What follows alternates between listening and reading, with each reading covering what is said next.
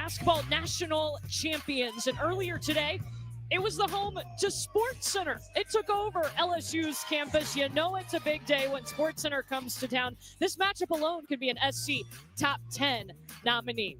We welcome to the SEC on ESPN. LSU is the number 7 team in the nation. They have won 19 straight home games. They welcome in a new face in the SEC. Oklahoma, the number 13 team in the nation, inside the PMAC tonight. Let's go. We're excited to be with you, Courtney Lyle, alongside national championship winning head coach Carolyn Packen. Really cool stat. This is the 6th time in the SEC this season that we've had a top 15 battle. The previous 3 seasons, we had a total of 6. Well, you have 8 teams that are ranked in the top 25. And listen, when Oklahoma and Texas came into the SEC, it got that much tougher.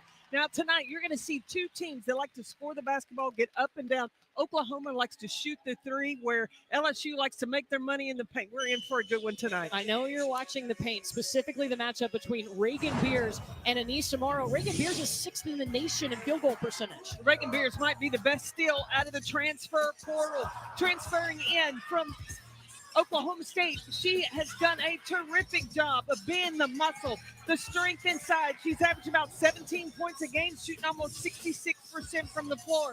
And on the other side, Anissa Morrow leads the nation this season in double-doubles. There's not another player like her that can get on the glass like she does and does it. Courtney, she's only 6'1". It is phenomenal what Morrow has been able to do. Take a picture of these, frame it, put them on the mantle. These 2 are athletes, All-Americans. Anissa Morrow, 2nd most double-doubles in D1 history, and Reagan Beers, the transfer from Oregon State, making a difference for Oklahoma tonight.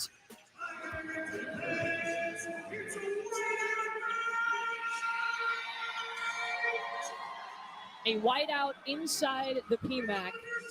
Talking to Oklahoma this week, they were interested to see how they handle the environment. They had trouble with that on the road at South Carolina, another great road environment. Yeah, I think that the 2 environments are similar. When the home team gets behind it, gets going, that crowd gets going, and you've got to stay composed. Reagan Beers and Sanaya Smith to jump. And LSU will start with the basketball. Oklahoma starting in. So a man-to-man defense, gap defense. They want to keep the ball out of the paint. Anissa Morrow misses. Oklahoma's 2nd game in a row. They're using this starting lineup. Raina Scott, her 2nd career start. She has earned her way into the starting 5. Raina Scott, she's got a bigger presence, and there right away, Oklahoma goes inside in the paint to Reagan Beers. LSU starting 5. Now Cheyenne Day-Wilson will have to carry the load at point guard. Last year, Poa not with the team right now for breaking a team rule. Kim Mulkey will decide when she returns. Raina Scott gets a look at the basket. Reagan Beers going to the free throw line. One of the things that LSU has to be concerned with, if you take and miss shots on one end, Oklahoma is going to be off to the races. Yes, they have the reputation of pulling the trigger quick from the 3-point line, but now that they have Reagan Beers to run down Main Street, they've got to get back and protect the paint. Yeah, don't forget, Oklahoma 5th in the nation in paint points per game. They can hurt you from the outside and the inside. That first foul was whistled against Sanaya Smith of LSU. Flau'jae Johnson back over to Cheyenne Day-Wilson. Hits the long 2. You were talking about not having last year Poa. Well, Cheyenne Day-Wilson is a scoring point guard, so that may open up the floor for LSU.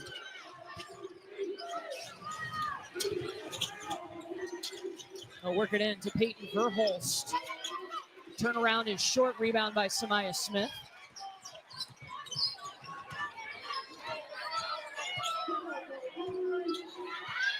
Both teams, it's going to be interesting to watch the transition defense because they like to both get out and go. LSU's leading scorer here, Flau'jae Johnson, covered up.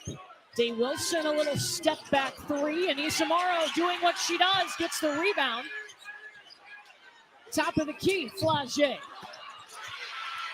Guess who's there to clean it up, Anissa Morrow? And Oklahoma throws it away.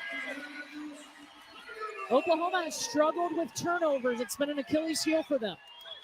It's going to be important, too, against the aggressive defense of LSU. They want to run in transition, but they have got to be efficient as they pass down the floor. Oklahoma averages almost 20 turnovers a game. Michaela Williams elevating in the short corner. And a foul is going to be whistled against Raina Scott. Well, Kim Mulkey is in her 25th season as a head coach. She has won 20 or more basketball games every year of her career. She has committed to a recipe that works for her. Her teams are going to defend. Her teams are going to rebound. And she likes to play from the inside out. That's worked for her for 25 years. So if it ain't broke, don't fix it. 4 national championships on her resume, including bringing LSU its very first national championship 2 seasons ago. Cutting to the basket, Sahara Williams, a pretty transition points. Number 6 in Crimson. I like how Williams moves without the basketball. She brings great energy on the floor for the Sooners.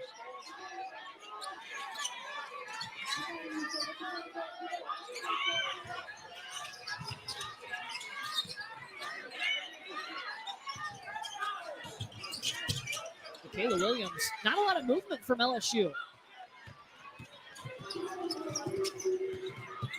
Verhulst got her own rebound, no second chance. Flajay Johnson needs somebody to run with her. She'll be fouled by Sahara Williams, and a little chatting going on afterwards. But with the pressure from LSU, that's how you relieve pressure, with keeping pressure on the defense. Backdoor cuts, that's going to be key for Oklahoma. So 3 subs come in now for Oklahoma. Lexi Keys, Nevaeh Tott, and Liz Scott.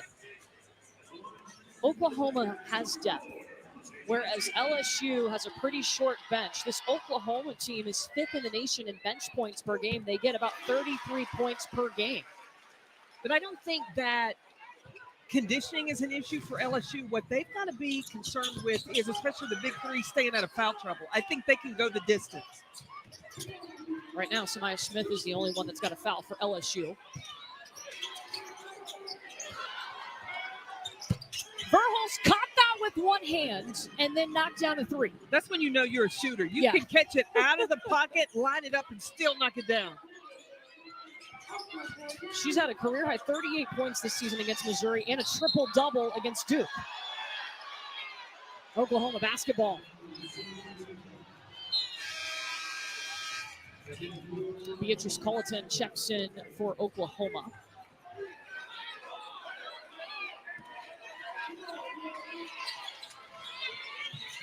That's a quick release from Peyton Verhulst. They're fine with her shooting that 3 whenever she wants. When Verhulst leaves the hotel, she's open. Yeah.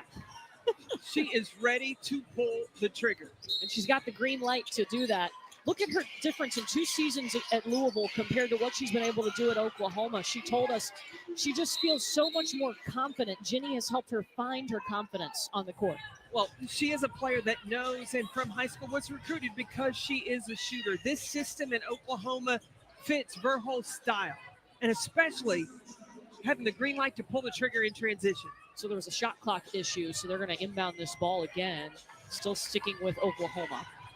Through the first 3.5 minutes, Courtney, what it looks like to me, Oklahoma's bringing the energy. I see Kim Mulkey talking to her team about turning their energy up. Right now, Oklahoma's outworking LSU.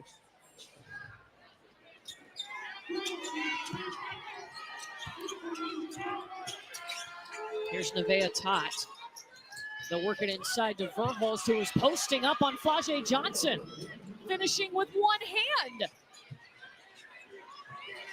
Verhulst is a do-everything player. You're going to see her defend. A lot of times, she's got the responsibility of Flajay Johnson tonight, but also the responsibility to score buckets. Samaya Smith needs help. 10 seconds here for LSU.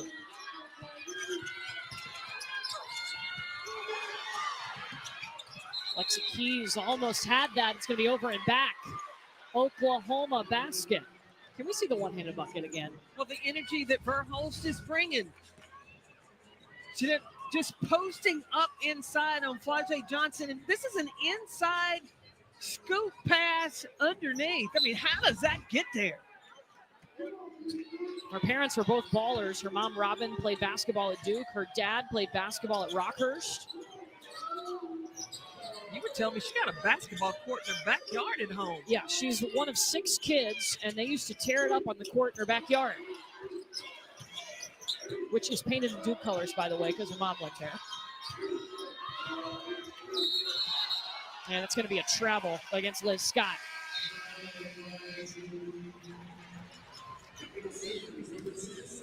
That was going to be pretty if she was able to complete it without the extra step.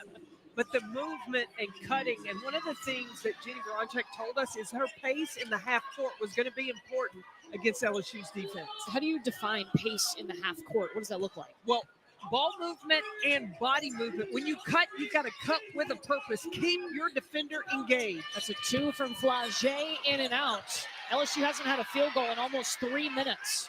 Liz Scott is battling big time with Anissa Morrow to keep her off the glass. Oklahoma, meanwhile, shooting 50% from the field.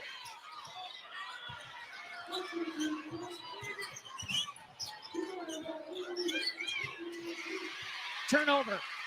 Number 3 for Oklahoma. Michaela Williams at the free throw line. That ends the scoring drought. And finished it with a kiss.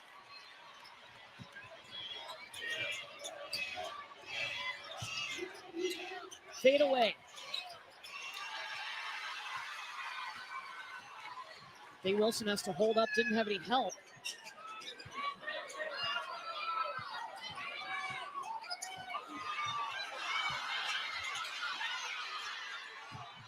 Rolling around and falls down for Samaya Smith. LSU within 1. Like to see number 5 in white getting back to her old self after she has been since SEC. Oh. And we've got pushing and shoving on the floor right now. Samaya Smith was the first to push. And so the coaches are allowed to leave the bench area to break up a fight. They will go and review this.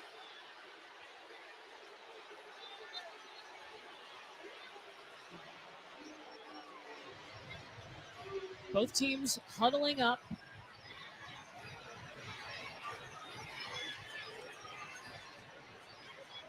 Show you what just happened between LSU and Oklahoma. Beatrice Culleton and Samaya Smith. You see Samaya Smith pushing Culleton to the floor.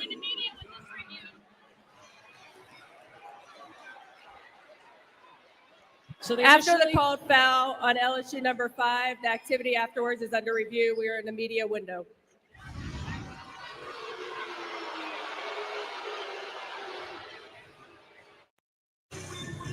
So some pushing and shoving here in Baton Rouge. They called an original foul on Samaya Smith, and we are at the monitor right now taking a look. We want to show you again what happened moments ago. So as they were coming down the floor, Cullen and Smith jockeying for position, but then after the whistle, that push right there. And then Liz Scott comes in and pushes Samaya Smith. Now, coaches and staff are allowed to leave the bench area to break up any kind of altercation. Didn't see anybody leave from the LSU side of the floor. So what they were looking at the monitor is they will start with the how and who started parts of the incident. They'll take it piece by piece and expand to the other players on the court. The last thing they would do would to be review the bench areas. They'll also look at the clock.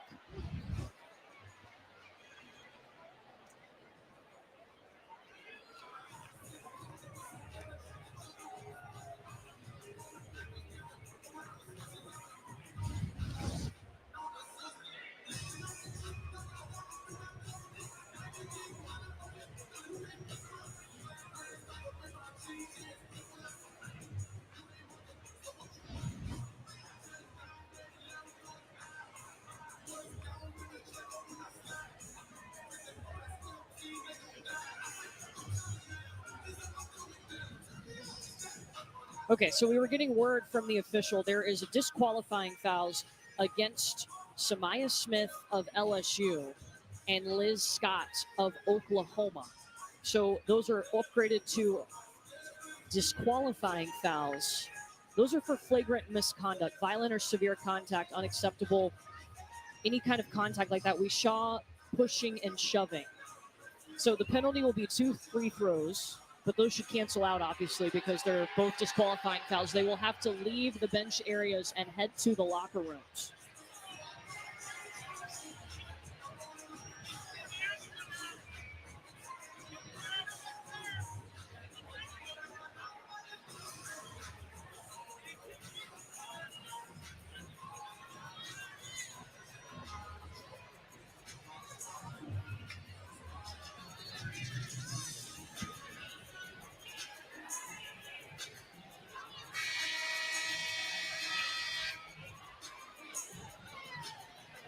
So again, we have disqualifying fouls on Samaya Smith of LSU and Liz Scott. After the called foul on LSU number 5, we are ejecting LSU number 5.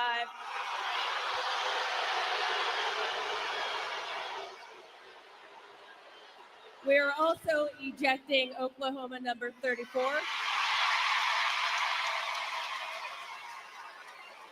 Both players will need to report to their locker rooms. Play will resume with the end line throw into Oklahoma. The team fouls reflect 3 of those penalties. I agree with the decision of the official because it was after the whistle had been blown, the pushing. And Liz Scott will have to go back to the Oklahoma locker room. Samaya Smith has already left the playing area. Yeah, severe, extreme, and unacceptable.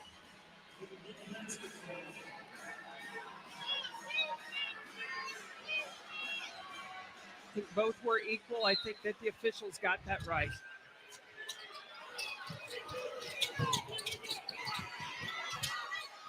So we mentioned LSU's limited bench because last year, Poa not with the team right now for violating a team rule. How does losing Samaya Smith impact LSU? Well, it shortens the bench for LSU in the rotation in the post. And Samaya Smith, over the last 4 games, was averaging about 20-plus minutes a game.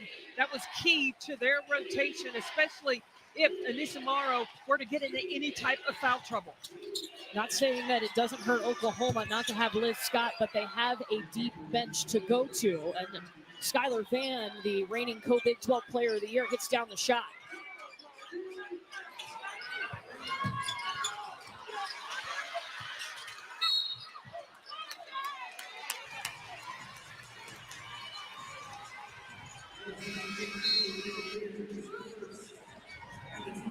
Talk about when you have 2 teams in the top 15 that are going head-to-head. Yeah, they're jockeying for position for the NCAA tournament, the SEC tournament as well. Every game matters. Every game is big. Reagan Beers picks up her first foul. Beatrice Culleton steps in her spot. If you're just tuning into this game, we had some pushing and shoving. Samaya Smith of LSU and Liz Scott of Oklahoma both received disqualifying fouls, and they have been ejected from this game. They are in their respective locker rooms right now for the rest of the game. Jersey Wolfenberger gets in the passing lane and finishes on the other end.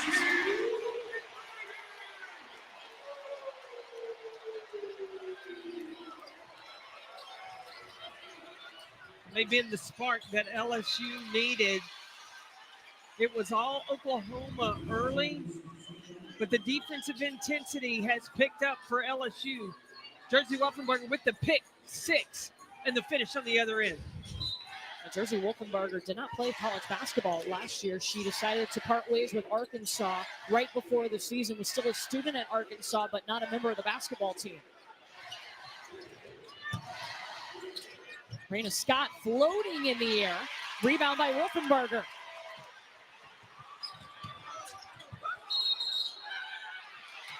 Yeah, that's going to be an offensive foul against Miracle Shepard. Lowered the shoulder.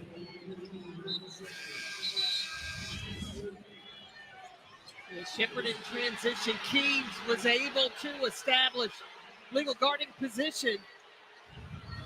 And Shepard could have pulled up for a short jumper. Wow, Peyton Verholz from deep Knew immediately she was going to shoot the ball. She gets it off so quick. She's one player that I like to watch because she knows what she's going to do with the basketball before it lands in her hand. She knows if that shot is there, if she needs to drive it or needs to pass it. She's got 8 of Oklahoma's 18 points here in the first quarter. As soon as Verholz gets the basketball, Raina Scott just already headed to the other end. She knew that baby was going up. So first foul whistled against Skylar Van. That's the 5th team foul, and it puts Anissa Morrow at the free throw line. Well, Sunday at noon, we'll have an ACC women's basketball matchup on ESPN2. Hannah Hidalgo, Olivia Miles, number 3 Notre Dame in Louisville to take on the Cardinals. How fun is Hannah Hidalgo? 10 straight games with 20 or more points. And she's one of the best two-way players in the game. She will pick your pocket in a second. Somebody that gets down and plays defense as well as put points on the board. I think she's in the conversation for the National Player of the Year, right? And she should be. Yeah. She should be.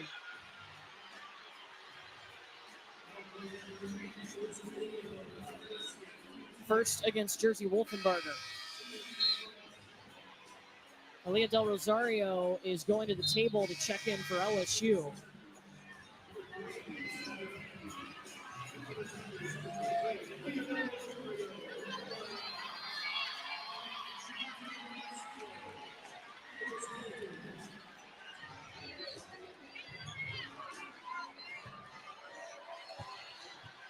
Here's Colleton.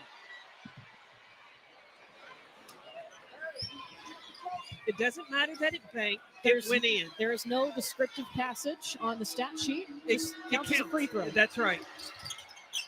That one does too.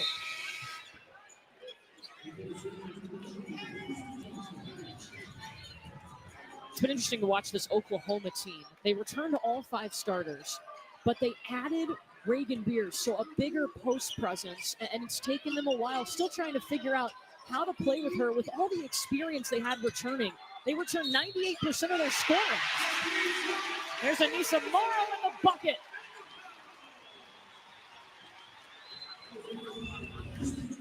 This is Morrow being the warrior that LSU needs her to be. Even if she loses her steps, she gains her composure, her strength allows her to get that finish. Second all-time in career double-doubles, 93. And she's 6'1". It doesn't matter if she's going against players that are bigger or taller than her. Her motor is what allows her to get it done. Zaya Van just loses it, the little sister of Skylar Van for Oklahoma.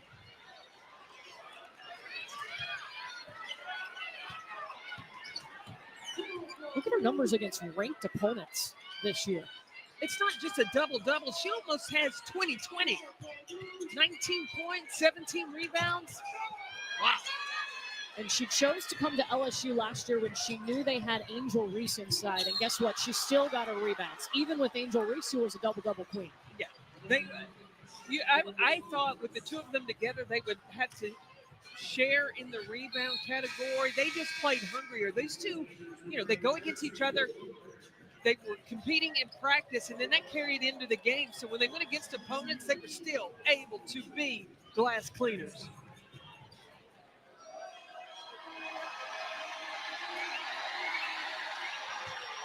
Green Scott at the free throw line.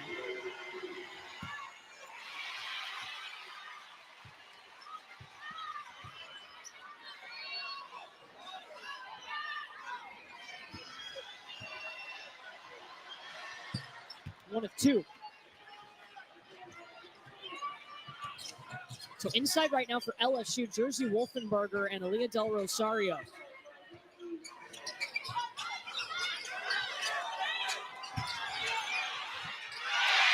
Finishing through contact, Del Rosario, the sophomore of the Dominican Republic.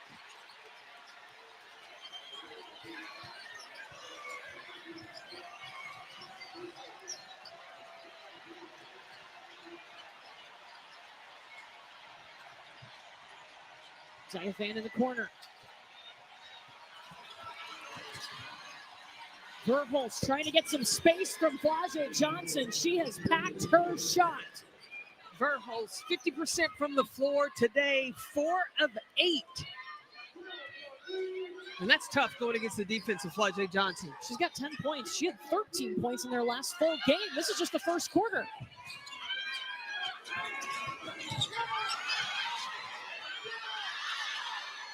Verhulst with the takeaway, and Oklahoma can take the final shot of the quarter. They have come out and shot 50% on the road here to start this game. If you're LSU, you got to make sure you guard number 12. Make somebody else hit this final shot to in the quarter. She's at the bottom of your screen on the wing.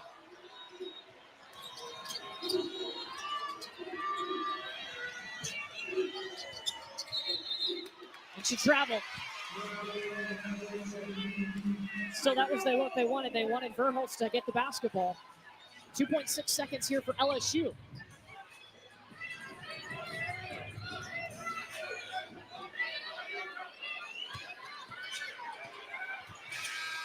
And Michaela Williams didn't get the shot off in time. What a first 10 minutes of the ball game. Oklahoma up 3 on LSU.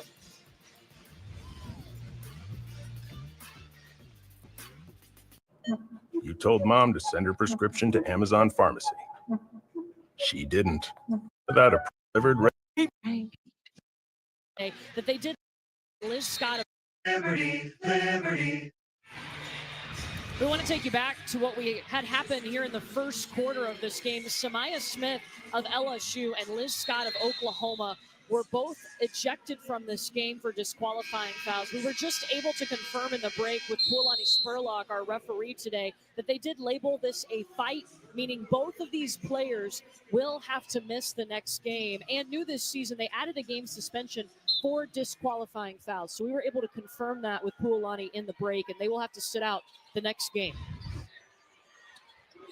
But it was labeled a fight officially.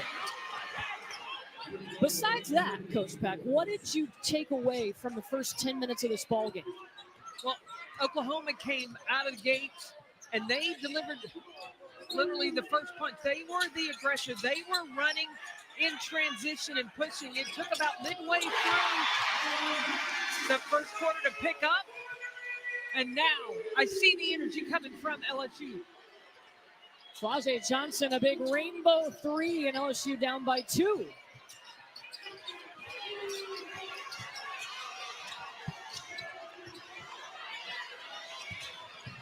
Beers and Culleton playing in the game together. She traveled. Yep, that's a travel on Reagan Beers.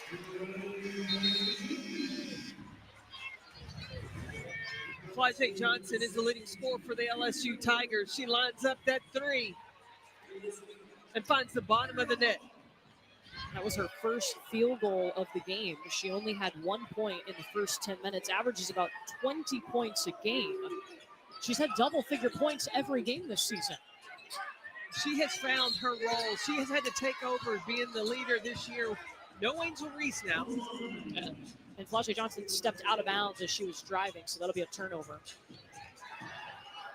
Flage and Juju in rare company, 14 games with 15 and 5 rebounds at least.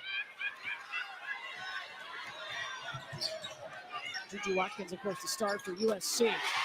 Michaela Williams sitting in transition. She was the freshman of the year in the conference last year. Last couple of games, she struggled from the three-point line. All you need to see is one go down.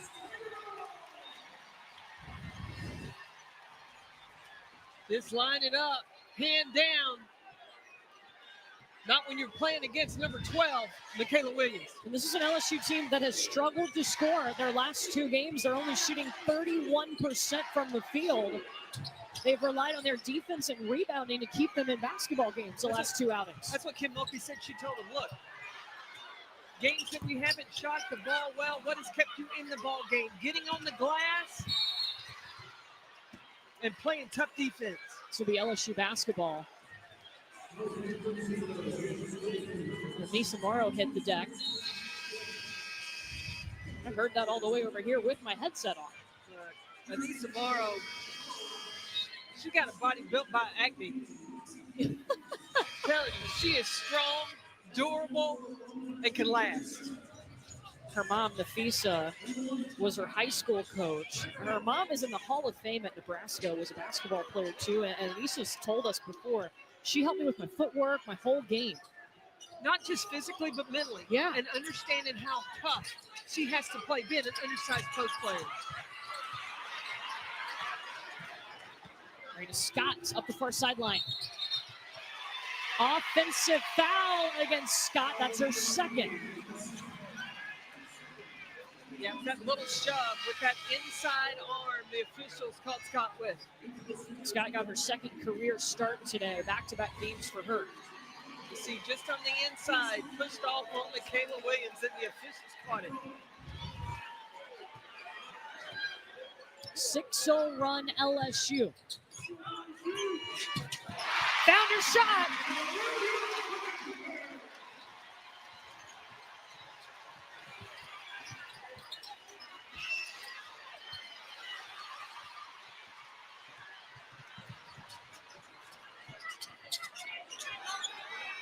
Well, Fuzzy Johnson found herself open at the elbow.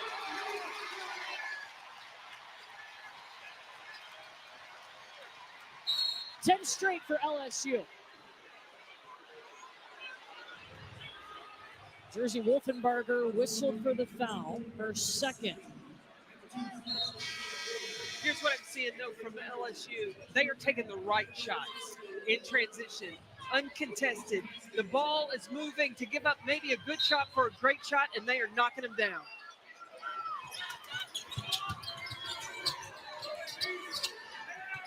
Skylar Van. Starting to look more and more comfortable this season is Skylar Van, who was the co-Big 12 Player of the Year last year with Madison Booker, both now in the SEC. Booker playing at Texas.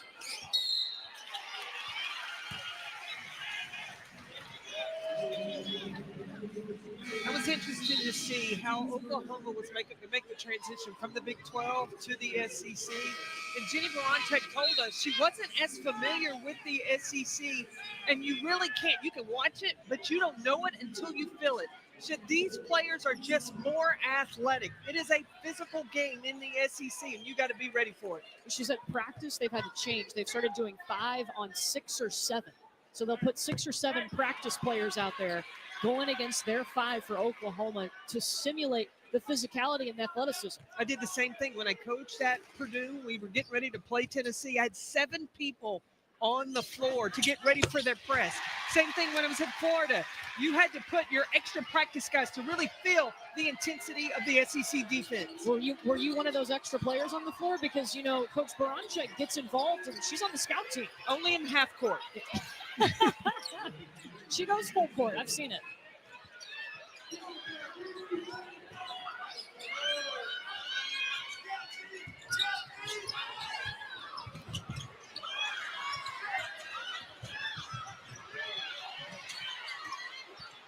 LSU just keeps coming.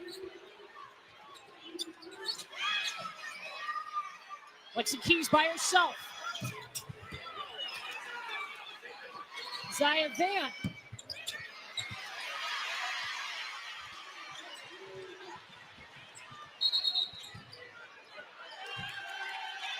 They just gave a technical to Jenny Baranczyk and the Oklahoma bench.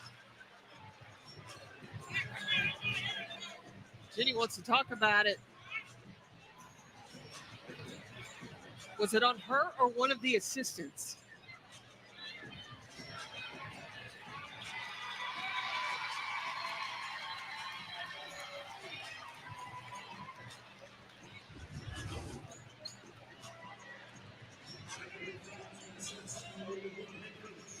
It is against Jenny Baranczyk.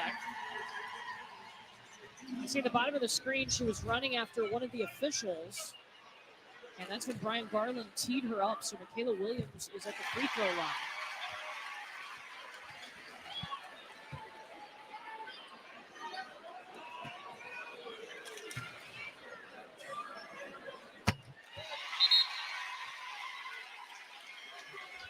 We've seen a lot in this ball game so far. We've had 2 players ejected for disqualifying fouls, and now a technical against Jenny Baranchak of Oklahoma. Welcome to the SEC. When you've got so much talent, so much on the line, there's a lot of passion from not only the players, but the coaches. Fouls in for 2. Ready or not.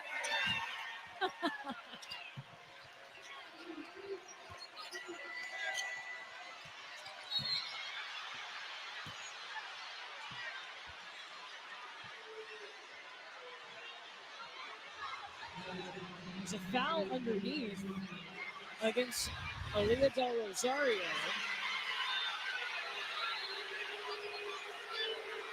Ooh, her first. I think Beers got away with one. She got the hook and was able to pull Del Rosario down. Kim Mulkey's on the court.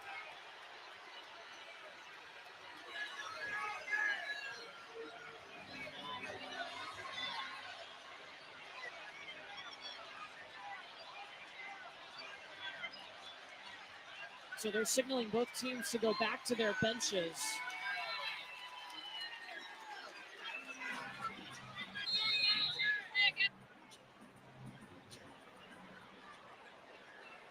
The activity after the called foul is under review. We are in a media window.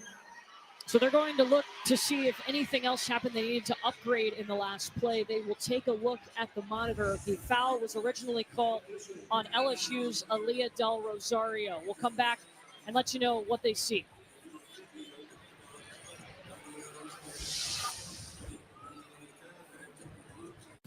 Can simple steps help your financial confidence? Back.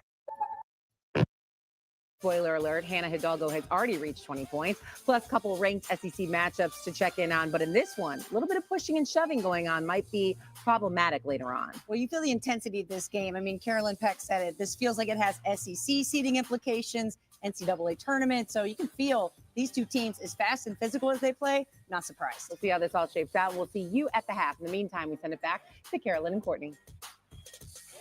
Ladies, thank you. They went to the monitor to look to see if there was anything unobserved in the last play. They called a common foul on Aaliyah Del Rosario. That is the only call they're going to keep. They didn't see anything else to upgrade in this situation, so it is the first foul against LSU's Del Rosario. They can't change the call, but I think this is a hook and hold by Reagan Beers. She pulls Aaliyah Del Rosario to the floor. I think they got it wrong, and I can understand the frustration that Del Rosario showed there after the play. How do you feel about the physicality we're seeing in this game right now? I mean, we've had 2 players ejected for disqualifying fouls. Jenny Baranchak received a technical for running down and talking to an official down the sideline. What are you feeling right now in this game? I feel like the officials need to get control of the game. I think that it is physical. The emotions are rolling high for both of these teams, and they've got to clean it up, or this could get really ugly. Peyton Verholst with the bucket.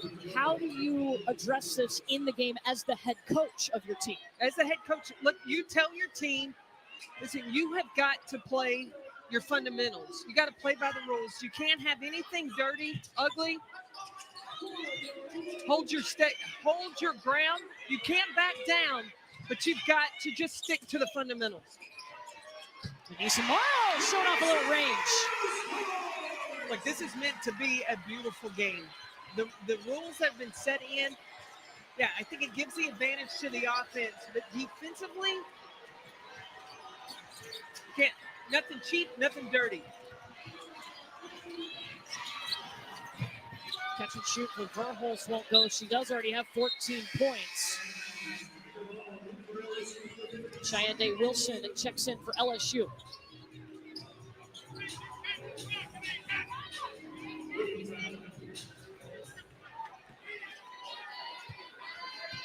I told you at the break, I need a towel.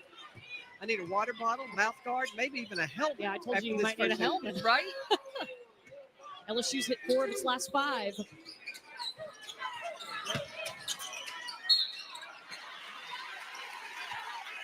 Denise Morrow so good at getting herself back to the free throw line.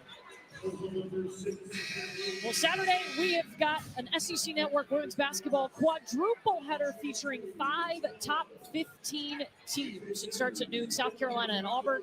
7th-ranked LSU hosting Mississippi State. We'll be on the call for Kentucky and Oklahoma in the day, capped off by Texas and Texas A&M. That Oklahoma-Kentucky game is going to be interesting. Kentucky has a short bench, but their starting 5, they can go about 7 deep. They can score it. You've got a great guard in Georgia Amore who can shoot it. They got a tremendous post player in sophomore Clara Strack that's going to have to battle Reagan Beers here for Oklahoma. So far tonight, Reagan Beers, 7 points, 2 rebounds for the Sooners. She's trying to post up on Del Rosario right now, and she does off the window. Yeah, Del Rosario is going to have to move her feet, and you've got to not allow the defense to put their body. The defense can't allow the offense to get you sealed. You've got to pull out the chair even. Ooh. That was an aggressive post up. They're going to go look at this. The original call was an offensive foul against Aaliyah Del Rosario, and Reagan Beers is being surrounded by her teammates now underneath the basket. She is standing up.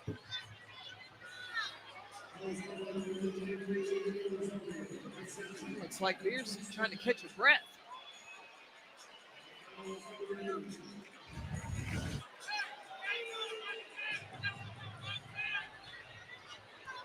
Did she get hit in the throat? She turned around and put Call her hand foul up is to under her review throat. for a possible upgrade.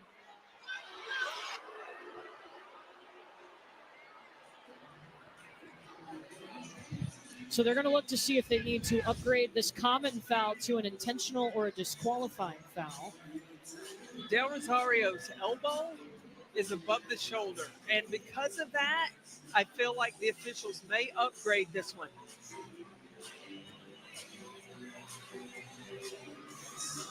I do think it was unintentional, but that elbow is above the shoulder. Oh.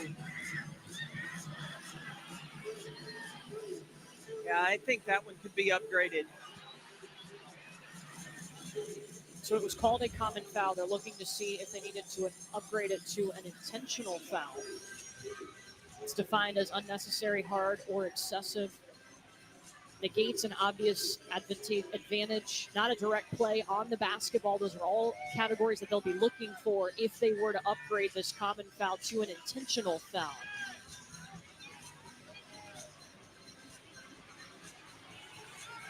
The men's game, you have flagrant 1, flagrant 2. The women's game, you have intentional and disqualifying fouls. Not exactly the same, but just so you get an idea of what we're talking about.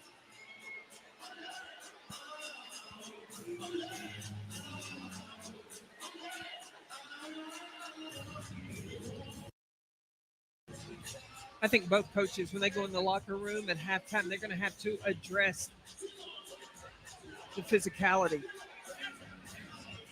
Some decision factors, too, that they'll be looking at when they're deciding whether it's an intentional foul or if they need to upgrade it to disqualifying. The severity of the contact. Was there a windup? The impact. Was there a follow-through? Did it lead to an altercation? Those are some of the things that they're looking at. And here's the definition of an intentional foul. This game has been physical from the start. We've already had 2 players ejected with disqualifying fouls in the first quarter.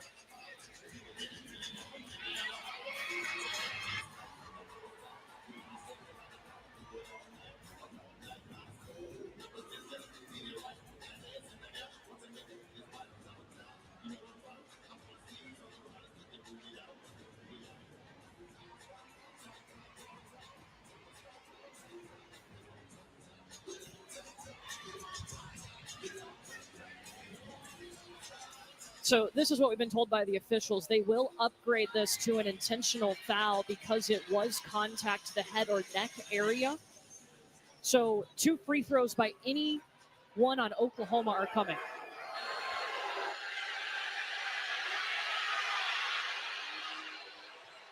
The called foul on LSU number 23 has been upgraded to an intentional foul for unnecessary, excessive contact to the throat area. Anybody from Oklahoma will shoot 2 free throws, Oklahoma ball at the division line. That does count towards her 5 personal fouls. It also counts towards the team foul count. So Peyton Verhulst at the free throw line misses the first. She'll get another one, and Oklahoma's going to get the basketball.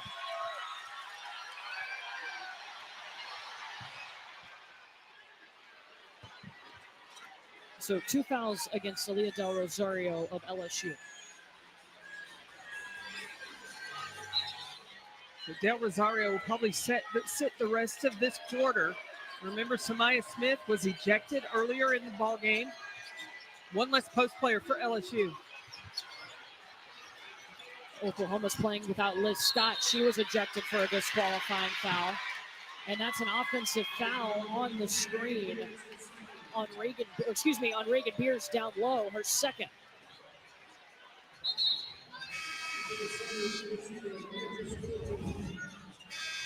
Watch 52 in crimson. I believe the officials are going to start calling this a little closer because a lot more than that has happened when fouls were called.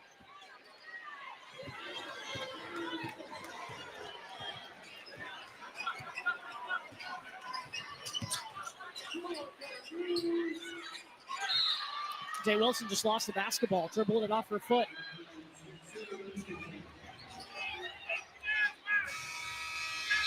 Kaylin Gilbert back in for LSU.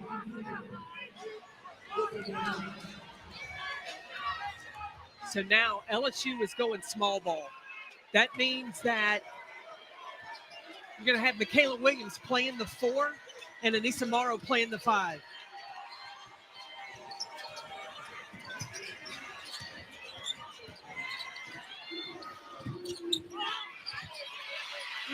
That's a great rebound by Morrow.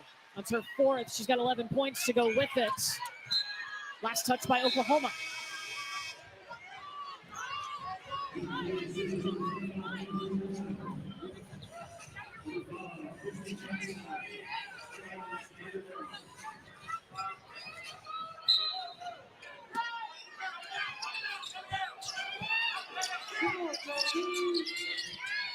I would post up Anissa Morrow, and anybody can stop. This right here, number 20. Yeah, she's got Landry Allen on her right now. And you can see Anissa Morrow trying to demand the basketball. Instead, Flage's going to hit falling down. Yeah, that ain't my fault.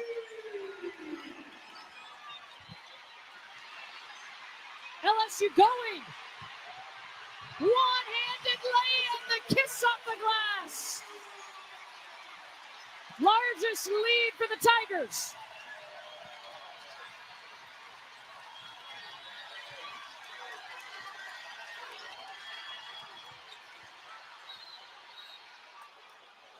Foul against Kaylin Gilbert. Back-to-back for Big Foe. The leading scorer for LSU, Big Foe knocking down the 3 up top. She is stepping up big for the LSU Tigers right now.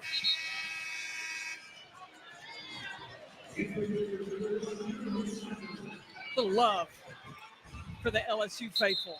13 points for Flage Johnson, 5 of 8 from the field. LSU's hit its last 4 shots, shooting now 52% from the field. They've only shot 31% the last 2 games.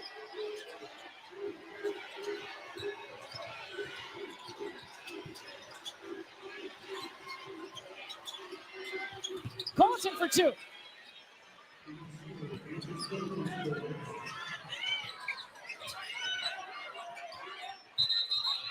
Yeah, it's going to be an offensive foul. Flage Johnson lowering her shoulder. I talked to Kim Mulkey earlier in the season, and she said she wanted Flage Johnson to be that leader. It has taken her a second to really find her voice. She's one that leads by example, but more and more as the season has evolved, she has stepped up big for LSU. And she said after the loss to South Carolina, it's given her a chip on her shoulder. She was not pleased with their performance. Used it to motivate her.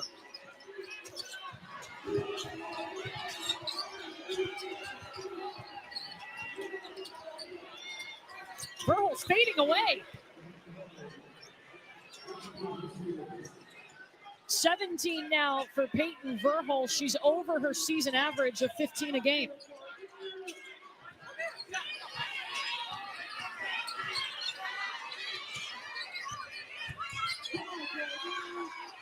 Hey, this game is like, it's got the postseason feel.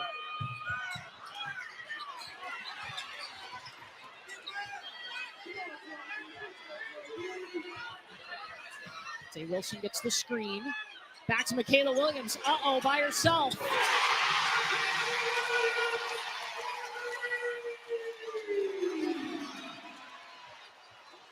Fourth three-pointer for LSU, tipped out of bounds by Flage.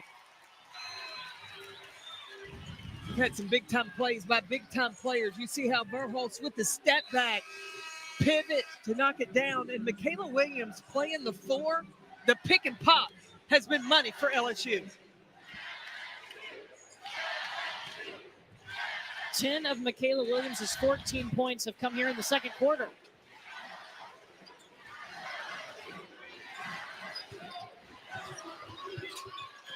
Zaya Van taking the opening, a true freshman.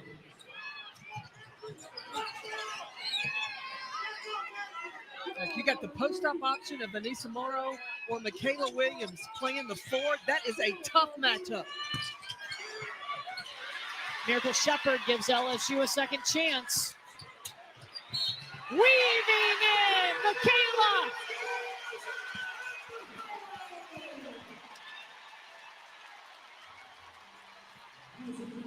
Ladies and gentlemen, this is a sophomore. Let me introduce you to Michaela Williams. Will and deal with the finish.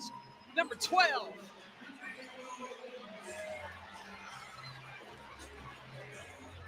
The foul was on Landry Allen of Oklahoma.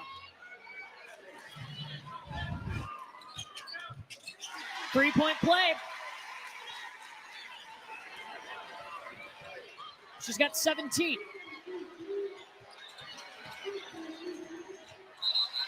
Offensive foul. Zaya Van extending her arm to push the defender away.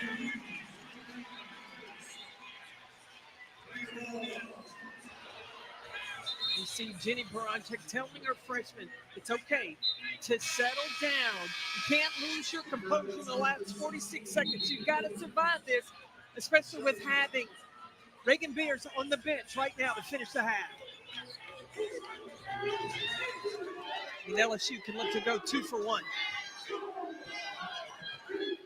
LSU still with a small lineup on the floor. So Michaela Williams at the 4 and Nisa Morrow at the 5.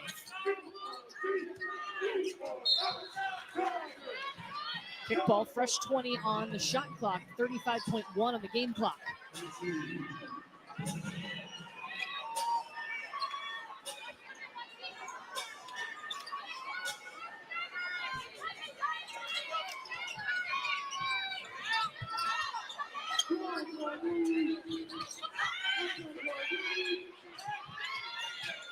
Williams flashing in the corner. Oh, that's smooth!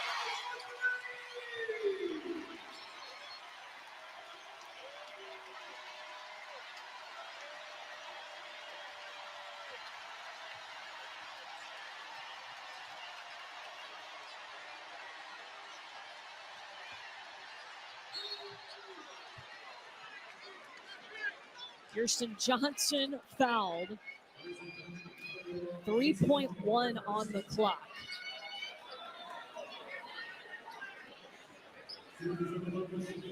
First foul against Anissa Morrow.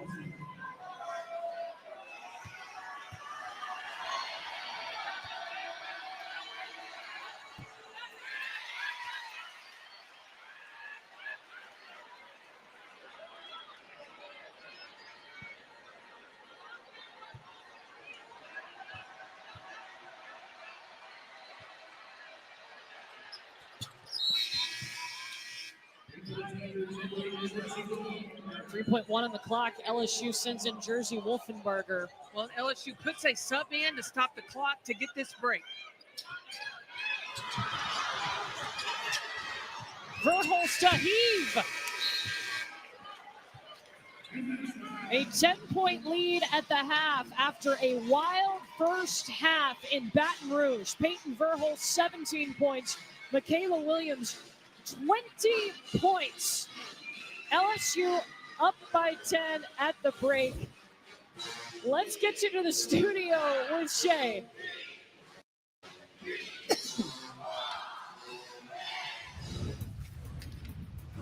What a game we have. And that You're watching the SEC on ESPN. Getting set for the third quarter here in Baton Rouge. LSU up by 10. It's been a wild first half of this ball game. We want to take you back to the first quarter of the game where we had two players get disqualifying fouls and were ejected from the game. Samaya Smith and Liz Scott both pushing and shoving. They both received disqualifying fouls. The officials confirming to us that they deemed both of these acts fighting, meaning they will both miss their next games. And I think in the locker room that both coaches had to address how physical that first half was. Not only do the teams have to adjust, the officials are going to make some adjustments too. They've got to clean this up. They've got to make this a less of a almost like a WWE in that first half, those first two quarters. That can't be the case moving from this point forward. In the second quarter, though, we did see LSU offensively settled in. They scored 32 points. They were shooting in that second quarter over 60% from the field. They were shooting almost 69% from the field. And a bright spot for LSU has been Michaela Williams. In the last two games, she was 8 of 25 tonight, 6 of 9. She was 1 of 6 from the three-point line. She's found it from there as well, 3 for 4 so far tonight. This is the 6th time this season in the SEC that we have had two teams in the top 15 playing each other. The previous 3 seasons, it only happened 6 times. So wild what we've had this year. I think that the talent in the SEC has risen to a new level. And I think the addition of Oklahoma and Texas to the SEC even raises the bar. Flage Johnson!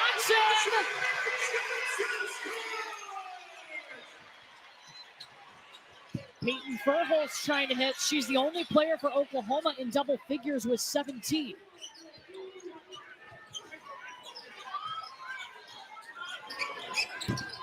Michaela Williams takes that shot. She misses, but she had 16 of her 20 points in the second quarter. She found her stroke, and she was catching the ball, shooting in rhythm. Zahara Williams, too much.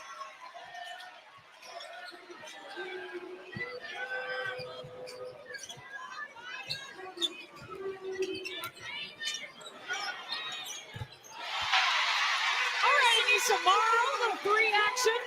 That's why GMs in the WNBA are looking for at number 24 in white. She may be undersized at a post. She can be that pure stretch 4 in the WNBA. Her 7th three-pointer, and Peyton Verholst answers with a bucket in the paint. And an early timeout is called. Flage Johnson's got 15 points. Momentum player in transition. Big foe. So smooth right now for the LSU Tigers.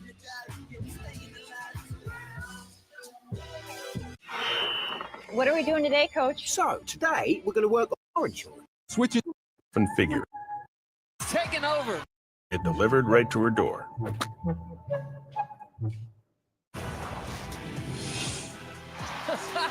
Big foe is taking over. Flage, she's on another level right now. Flage Johnson, lots of room to work. She is giving all she's got today. Flage Johnson, the leading scorer for LSU on the season, averaging 20 points a game. She's got 15 tonight, shooting 60% from the field. And you talk about fast break points. I love this stat, 139 fast break points this season. That is second in the nation to Hannah Hidalgo of Notre Dame. Flage Johnson has come out like a beast. You're just going to name her songs all night? It was perfect timing. If you don't know, Flage is also a rapper with Jay-Z's Rock Nation. Performed at the ESPYs this past year. Jersey Wolfenbarger.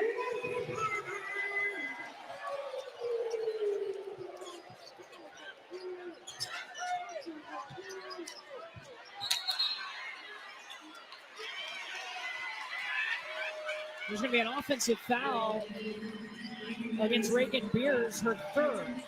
Well, check out the highest scorers for LSU over the last 20 seasons. Angel Reese, Simone Augustus, who there's a statue outside the PMAC of Simone Augustus. She's on the staff now. And then Flajay Johnson. Big-time names in this program. Wow. I mean, you can look up in the rafters of all the great players, and Flajay Johnson is, look, she's making her mark in the history book. She was the 2023 SEC Freshman of the Year. She was on that team when LSU won its first championship. And Reagan Beers walking back away from the Oklahoma bench area right now.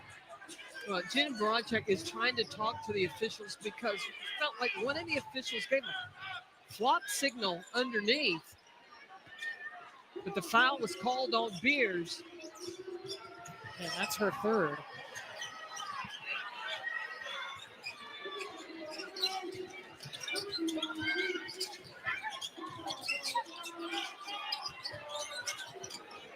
Michaela Williams hits Beers back over on the Oklahoma bench.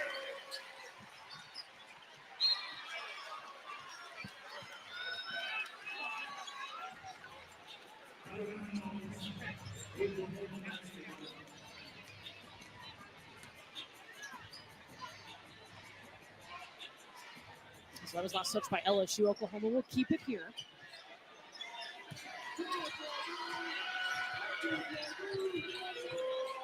And Verhulst is going to have to get going offensively like she did in the first half. She's the only player in double figures.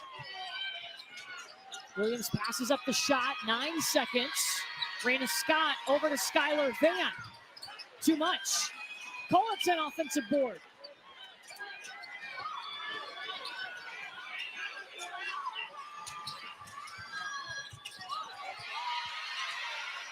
Two looks for Oklahoma, but no points.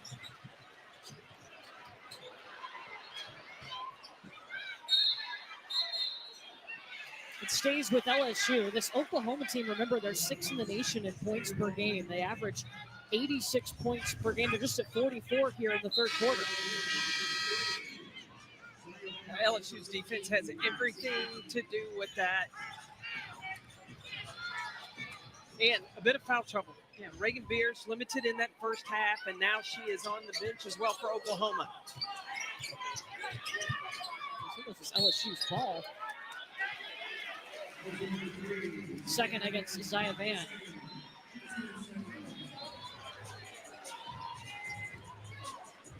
Beers only played about 8 minutes in the first half due to some foul trouble.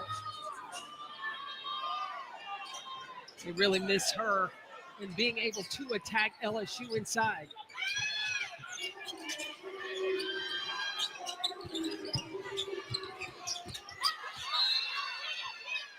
Colton did a nice job of staying straight up on her defense.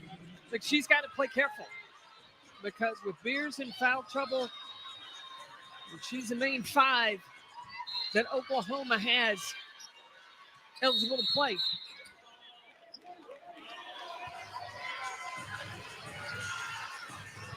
The officials are cleaning it up. They're calling it a lot closer in this third quarter. That was against Skylar Van before the ball was even inbounded, her third. Woo, drama on the roll for Anissa Morrow. And that's going to be a foul against Morrow.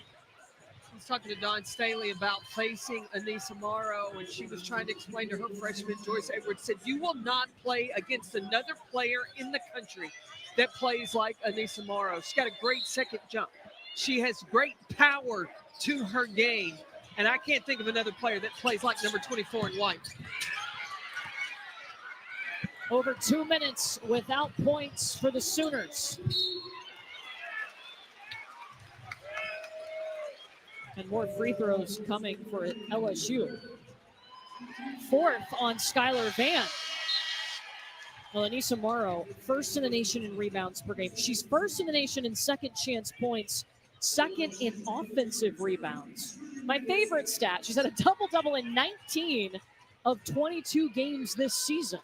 93 career double-doubles. That's putting in work. She was an All-American at DePaul and decided she was ready for another challenge. Came to LSU when they had a star inside, Angel Reese. Worked hard, didn't leave, and she's an All-American here at LSU too. Well, Anissa Morrow is a goal setter. One of her goals was to make the wall at Simeon High School. You know who else went there? It was Derek Rose. She's the only female on that wall, so she keeps checking off boxes. Travel on Lexi Keys. A 7-0 run for LSU.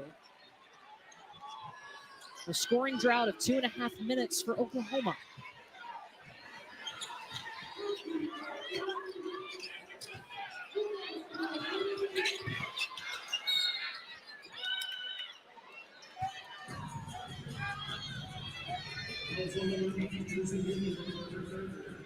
That's the third against Jersey Wolfenbarger, and you can see the officials are calling this a lot tighter. We saw a lot of physicality, 2 disqualifying fouls, and an intentional foul in the first half of this game. Well, and now what worked for LSU in that second quarter was this small lineup. So now with Wolfenbarger having 3, Michaela Williams moves back to the 4 for LSU. Defensively, are you concerned with a small lineup if you're LSU? No. When I coached at Purdue, I had a player by the name of Katie Douglas who liked to play her. She had guard skills. Player at the 4, that's a tough matchup for any opponent because you can spread the floor, you can run in transition, and especially when you have a 4 player that's willing to rebound. Second foul against Cheyenne Day Wilson. Puts Zaya Van at the free throw line. Her older sister is Skylar Van, who was the Big 12 Player of the Year last year. And Zaya Van started out the season so strong. I think she surprised Jenny Baranchuk a little bit with the success and the improvement from June until this point in the season. But conference play is always tough, especially when you've got some footage on tape and opponents can scout you more. You know, she had to sit down with Zaya and Skylar, and she pointed out to Zaya how she can get to the rim even in the SEC, and she didn't realize she could be okay. That's nice. The vision from Gilbert to see Anissa Morrow. Interception.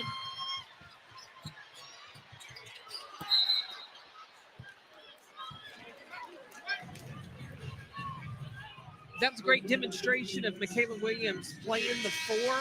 She's so athletic, can move, being able to run in transition to get the interception and then lead the break in transition. Alexa Keys just picked up her first foul. Aaliyah Del Rosario is going to check in the game for LSU, replacing Kaylin Gilbert.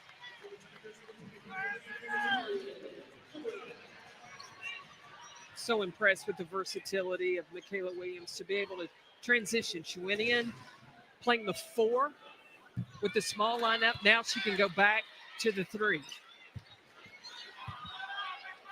Well, Sunday at noon, ACC women's basketball matchup, ESPN2. Hannah Hidalgo, Olivia Miles, number 3, Notre Dame, taking on Louisville. Notre Dame's won 12 in a row, longest active streak in the ACC. Reagan Beers back in the game here for Oklahoma with 3 fouls.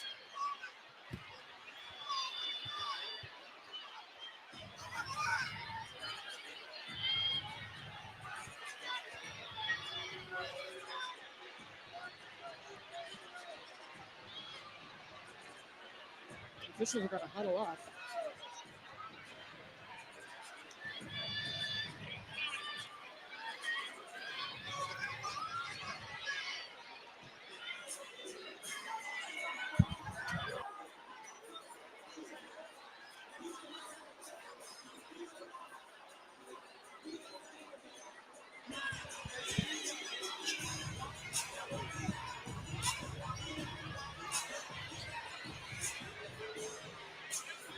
The motion that they made at the scorer's table was the faking being fouled motion.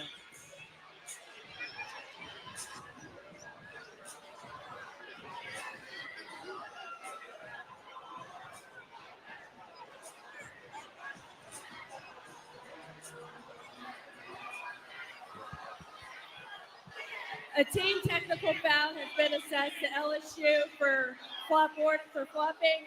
Oklahoma will get the ball, 2 free throws, and then the ball at the division line.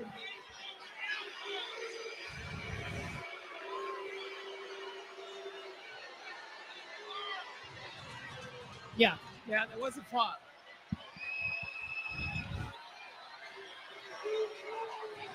Now Oklahoma can have anyone to shoot these free throws.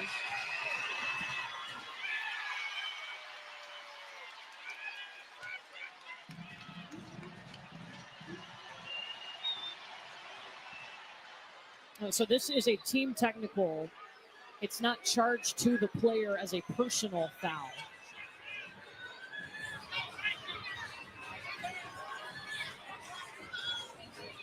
This has been a game where you had to have the rule book handy. Yeah, flipping through pages as Yeah. we sit here. There's so many that have come into play tonight.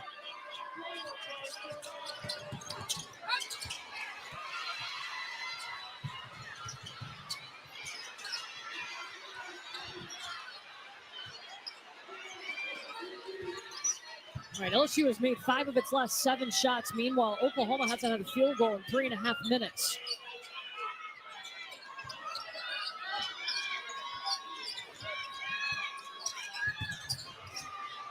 Flage steps around, lays it in. 18 points for Flage Johnson. Sahara Williams, fancy underneath. Now Oklahoma has to concentrate on putting 2-3 stops in a row to chip away at this LSU lead. That's a 2 from Williams, short.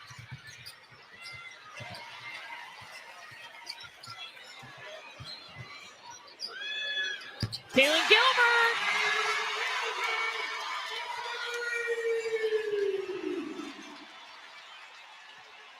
LSU is shooting 62% from the field here in the third quarter.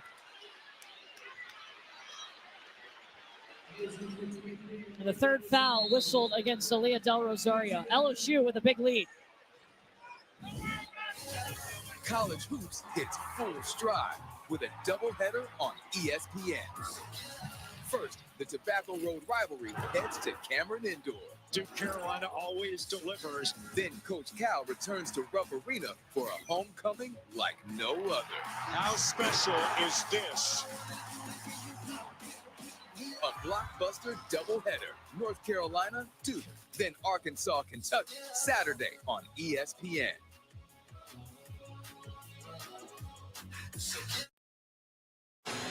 .401 to go here in the third quarter. LSU has extended its lead. They've outscored Oklahoma 20-6 here in the third quarter. Well, they've gotten it by going inside. They had 10 points in the paint. That was an area that Oklahoma was really trying to focus on. LSU only 14 in that first half. So they're able to get out in transition, and they've been able to get the ball inside, down low, and finish. LSU shooting 62% this third quarter. Reagan Beers hits the first free throw. She was fouled by Aaliyah Del Rosario, her third.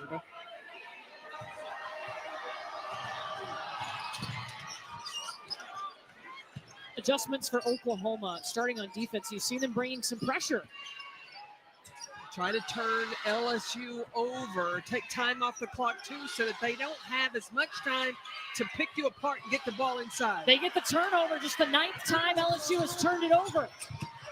Raina Scott gets points, and the pressure works. They leave it on.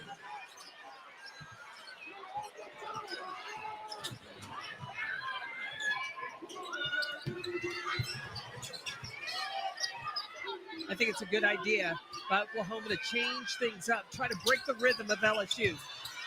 Back-to-back turnovers now for LSU.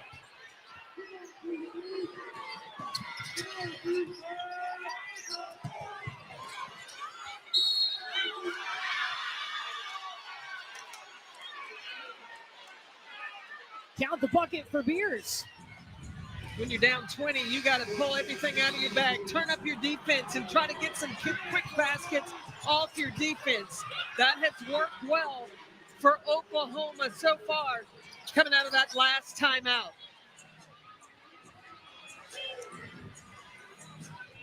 Then Reagan Beers back on the court. She is playing with 3 fouls.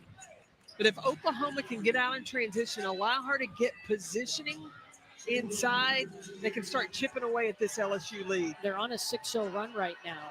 Now, Aaliyah Del Rosario has 4 fouls, so she has gone to the LSU bench. Jersey Wolfenbarger is in with 3 fouls now for LSU. 3 straight turnovers by the Tigers. And they called that foul on Michaela Williams. Her first. Look, when you break in a press, you want to get the ball to the middle of the floor. You don't want to come across half court. We call it the coffin corner. When you break it, try to get to the middle as quick as possible. That leaves you options. Zaya Van with the free throws.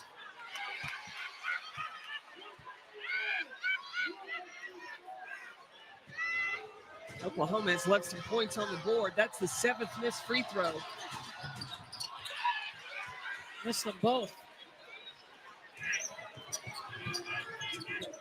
LSU's had 3 turnovers in the last minute. They got to take care of the basketball here. It's been a wild game. 36 total personal fouls. 2 technicals. We've had 2 players ejected.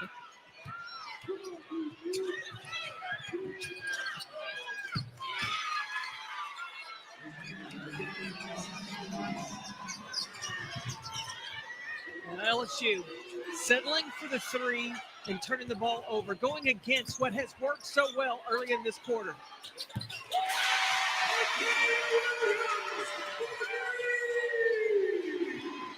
Four 3-pointers for Michaela Williams. That ends a 9-0 run by Oklahoma.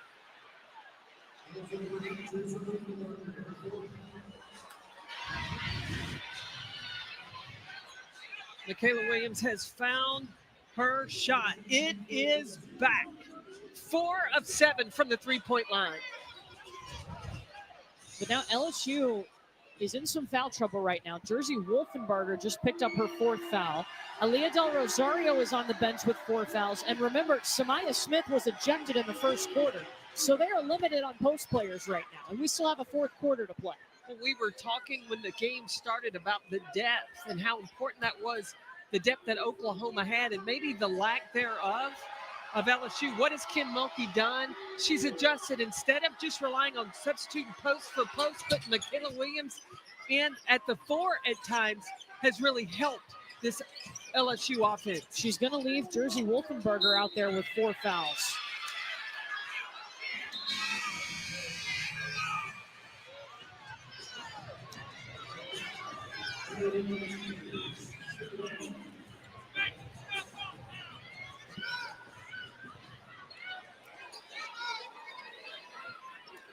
Wolfenbarger guarding Reagan Spears with those 4 fouls. Why not go inside?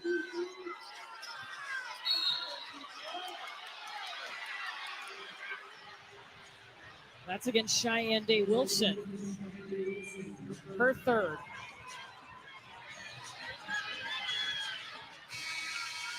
Now, Oklahoma could capitalize if they could just knock down their free throws.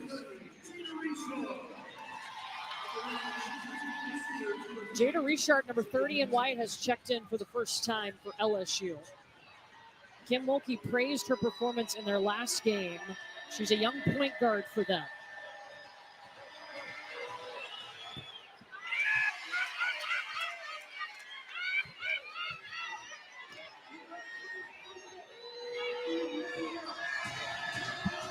Zaya Van is an 80% free throw shooter. She has had a tough night tonight. Yeah, just 2 for 6 now.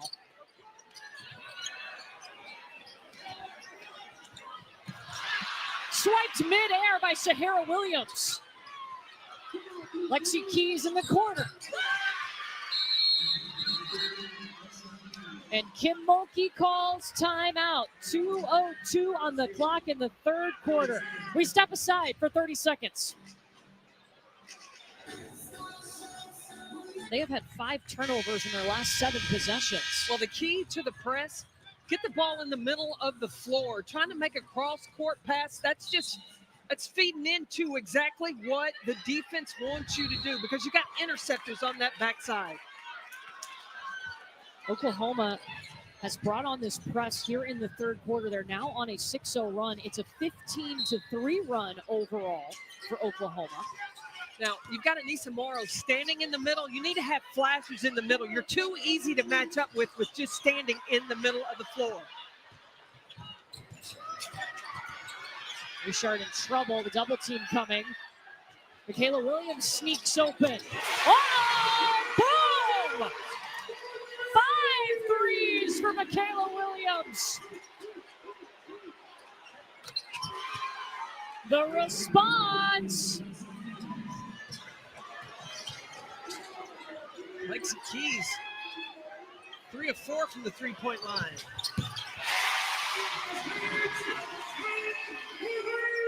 Back and forth.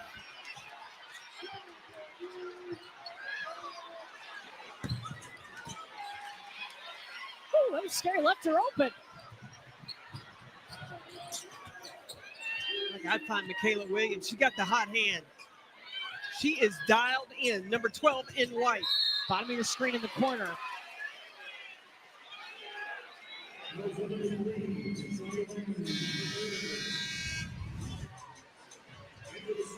Oh, Morrow loses her balance. Lexi Keys recognized. She's wide open. Knocks down the 3, but the answer. Big foe.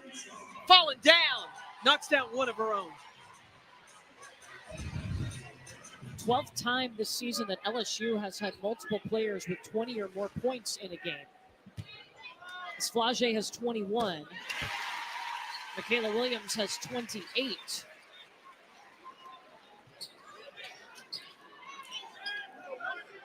I think a key for a successful team is you've got to have those big 3, and those big 3 show up on a consistent level, and that's what they have done tonight.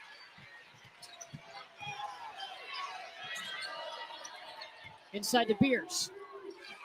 And you know Wolfenbarger has to be careful because she's got 4 fouls. And that's unless they're going to bring a double team, go to Beers all night. When the double team comes, then you can find your 3-point shooters if you're Oklahoma.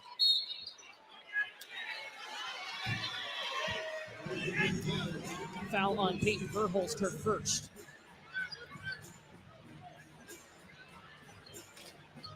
You can definitely tell coming out of the locker room, we've had more fouls called as the officials try to keep this game in check. It was really physical, lots of emotion, lots of passion in the first half of this game. I definitely agree with that. It has been cleaned up. Now there's a lot of free throw shooting happening. Oklahoma just has not been able to take advantage on their end. Flage Johnson misses that one. Oh, LSU shooting 71% from the free throw line tonight. Each team has taken 22 free throws. Yeah, Oklahoma can look at some high-low action as long as Wolfenbarger's guarding Reagan Beers.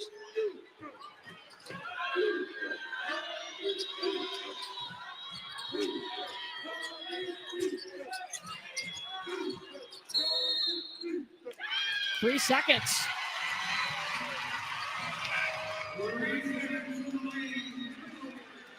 $18 turnovers for Oklahoma.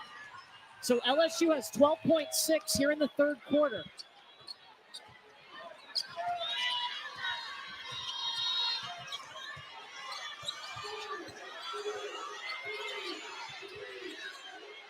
Richard calling her own number.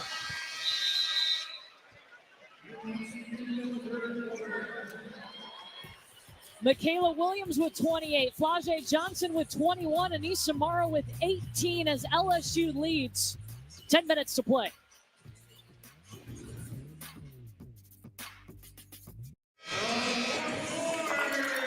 Let's take a look at tonight's Wooden Watch presented by Principal. And it's the big 3. Well, the big 2 for LSU, Flage Johnson and Anissa Morrow, their numbers tonight. And Reagan Beers, 6 for 6 from the field. And I think for Oklahoma to chip away, they need to keep that press on. And then when they get the ball down on the offensive end, look for Reagan Beers. Force LSU to bring a double team that'll give some more space, time for their 3-point shooters. Now, Oklahoma brought the pressure starting for the first time in that third quarter, and it forced a handful of LSU turnovers. They had 5 turnovers in that quarter. And all of Oklahoma's fast break points came in that third quarter. They had 11.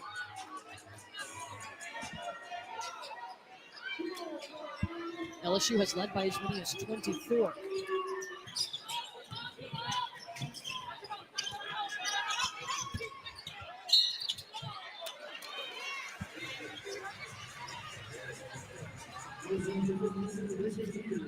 That's the 4th on Reagan Beers. The Beers and Skylar Van with 4 fouls for Oklahoma. For LSU, Jersey Wolfenbarger and Aaliyah Del Rosario both have 4 fouls. Jenny Baranchek going to leave Beers in the game.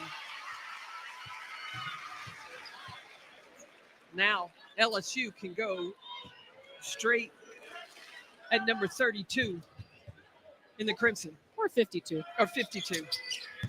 I have my glasses on.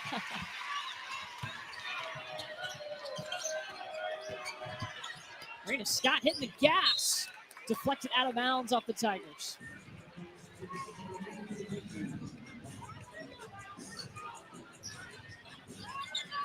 Marina Scott got the second start tonight. Because of her strength and her size, she's got to take care of the ball, make sure she connects on those passes.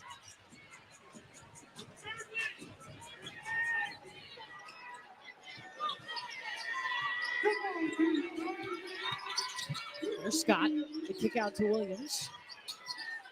Beers in the high post. Cheyenne Day Wilson whistled for the foul. Her 4th. 3 players now with 4 fouls for LSU. 2 of them are on the floor right now. Wolfenbarger and Day Wilson. Day Wilson's going to be replaced by Richard.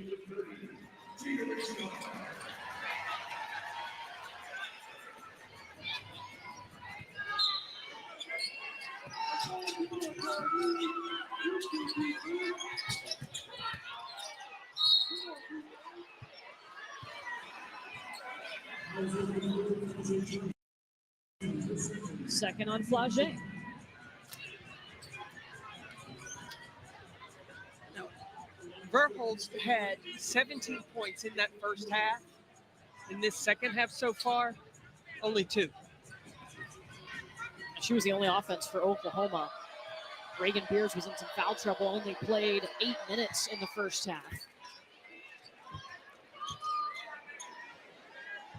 I like Verholz's size. She's 6'1", 36% from the 3-point line.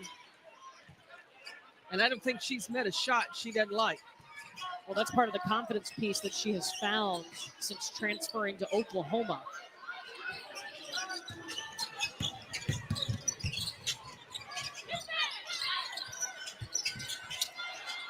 Flagey got her own rebound. And a travel is called.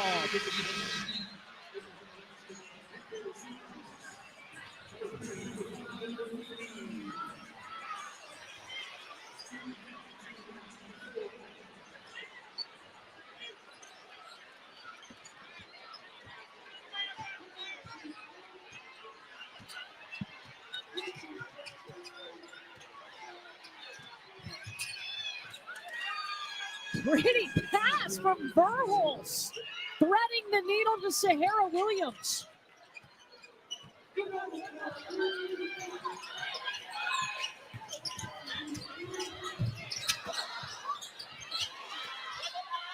Swatted away by Kirsten Johnson.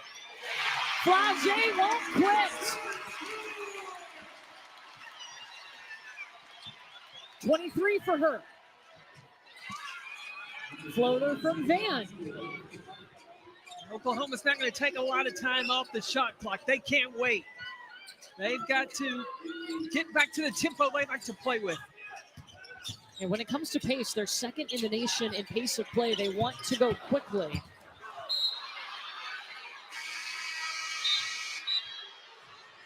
Jenny Baranchek called the number of Peyton Verhulst to run the point. And what does she do but drop a dime? That's a beautiful pass to Sahara Williams. And then on the other end, ain't no quit in Flau'jae Johnson. She stays after it and gets the finish. A full stat line for Flau'jae, 23 points, 4 rebounds, 4 assists.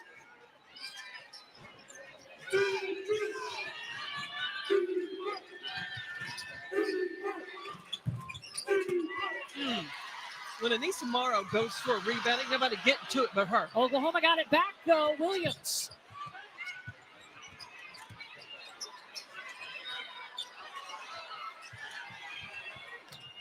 Corner. Zayavan. 10-point game after LSU led by 24. Yeah, there's no lead safe when you're playing Oklahoma. You have the ability to shoot the three. We saw Zaya Van, the freshman, cool, calm, and collected. They are ready and willing to pull the trigger from the three-point line.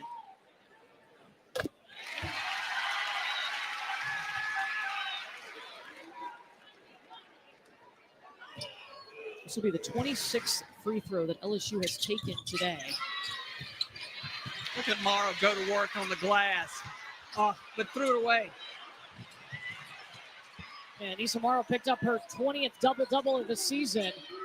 20 points, 10 rebounds. Remember, she leads the nation in double-doubles.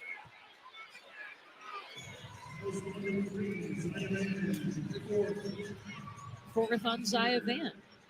The amount of fouls that I've had to call out today is just, there's a lot of tallies on my board. Well, the way this game started, I figured you were going to be pretty busy with that today.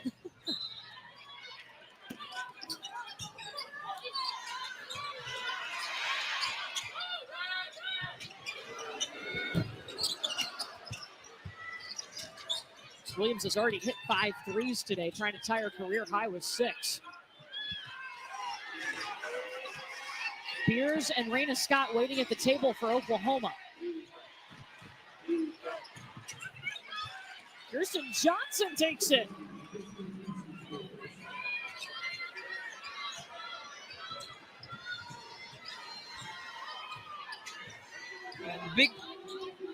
The big three need to be handling the basketball.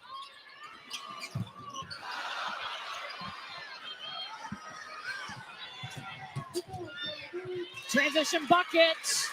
Oklahoma within 7. A 13-3 run. Yeah, LSU needs to play through Flau'jae Johnson, Michaela Williams, and Anissa Morrow. Jay Wilson elevates.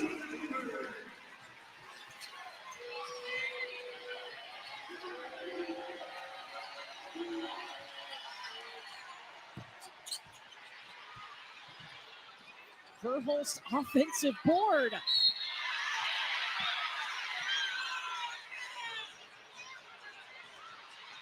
That's the third on Flau'jae.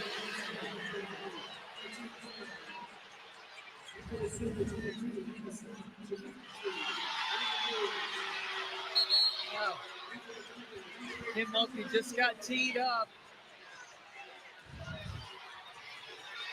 I mean, looking at that, it looks like Peyton Verhulst extends her arm though. But I think that what the official saw was the contact before the arm extension. Okay.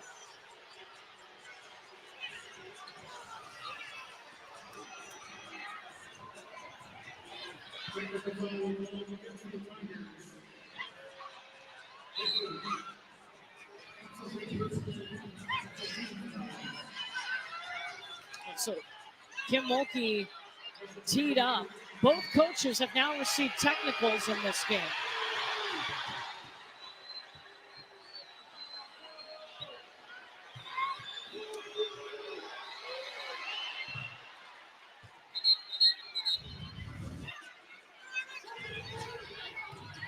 See, I think that the official saw the initial contact with Flau'jae on Verhulst, and then Verhulst retaliated, but the whistle was already blown. That's why the foul was called on Flau'jae Johnson.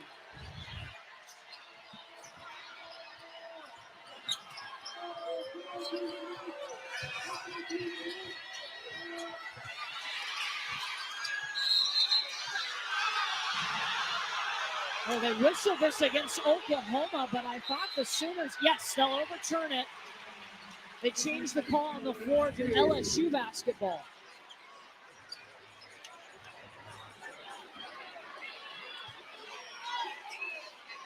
Yeah, it hit Raina Scott. It should be LSU ball.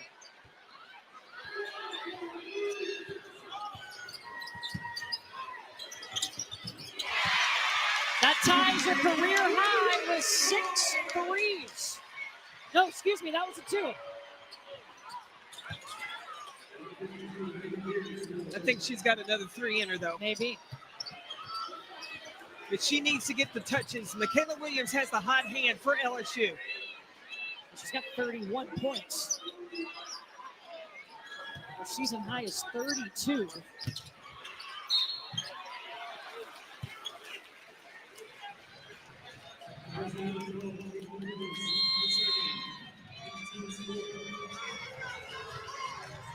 Michaela Williams hitting the 30-point mark and then some for LSU. 31, the go-to. She's been off shooting the last 2 games. This one, not so much.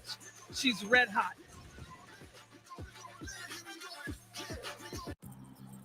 At Regions, we believe there are simple steps that anyone can take to be good with money. Kyle, for example, is using Regions balance alerts and overdraft grace to keep a close eye on his accounts and be good with money. A Regions Green Print plan is helping him adopt better spending habits so he can adopt Maggie. Now he can do good with money. With guidance, everyone can be good with money and find financial confidence. Let Regions show you the way. For you, get Happening. Well, you got Brittany Griner going to Atlanta, Alyssa Thomas from Connecticut going to Phoenix. The big question mark is, what will Dewana Bonner do? Hey, you want to tune into that special to find out the movements that are happening in the WNBA. Lisa Morrow is at the free throw line. Pete Verhulst, who was whistled for the foul. We have seen a lot of fouls in this game. 47 total personal fouls. 2 players have been ejected. Both coaches have gotten technicals.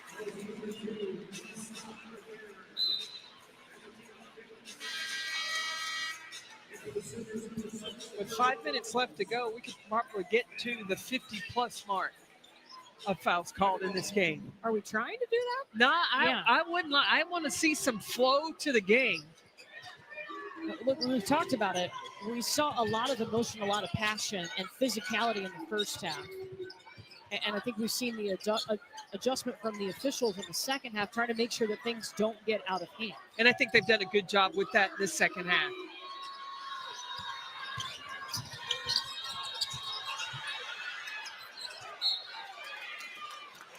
And Michaela Williams had to step out of bounds to save that pass. LSU has led by as many as 24 points today. Oklahoma's been able to chip away at that lead thanks to adding the pressure on in the third quarter. They've also been able to score more in the paint and more on fast break. It'll be interesting to see how long will Oklahoma go. Will they put that press back on? Because LSU had some problems with that. Reagan Beers calling for the basketball. She's got 5 fouls, but facing Wolfenbarger, who also has 5 fouls. Stolen away by Michaela Williams. Right back the other way for the Sooners. And Raina Scott to the free throw line. And Sahara Williams and Michaela Williams know each other well. They're on the 2023 3x3 team together. They have similar games, the ability to shoot the 3, the physicality. They're big guards. These two are going to battle it out for the next 4 minutes. Oklahoma is trying to come back and pick up its first top 10 win of the season. LSU trying to win its 20th straight home game and pick up a 3rd ranked win this year. It seems like every time Oklahoma gets to within 7, LSU is able to extend it back. It's kind of like an accordion.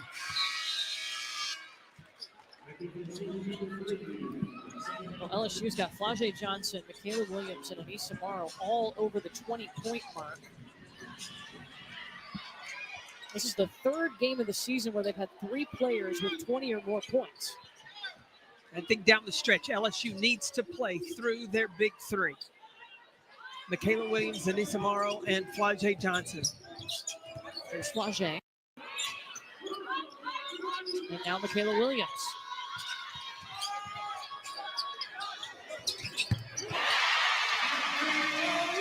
That's the career high 6-3.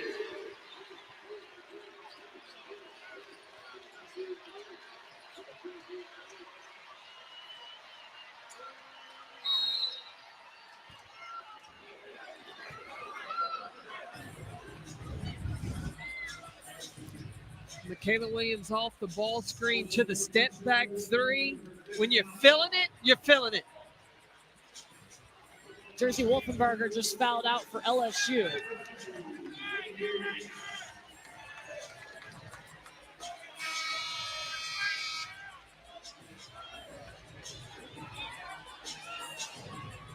Well, somebody's got to go in for LSU. They only have 4 players on the floor. It'll be Cheyenne Day Wilson. So LSU having to go to the small lineup.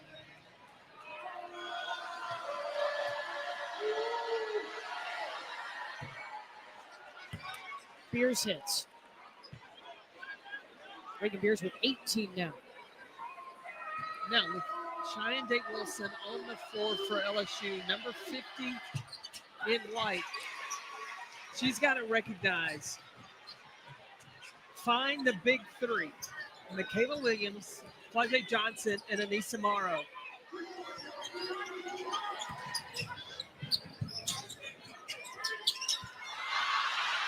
Picked by Zaya Van. Right through the defense. Oklahoma down by 6.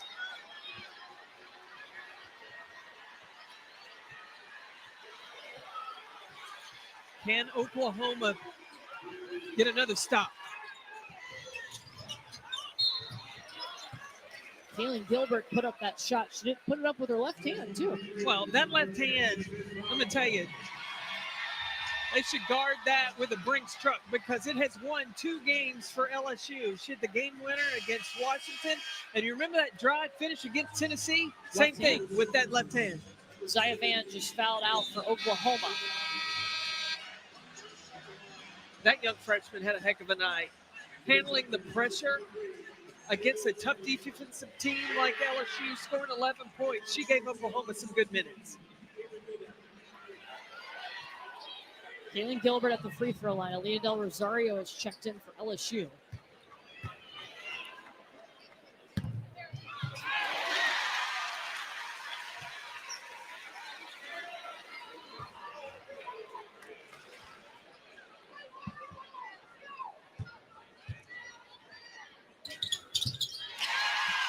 Oklahoma has outscored LSU 22-15 here in the 4th quarter.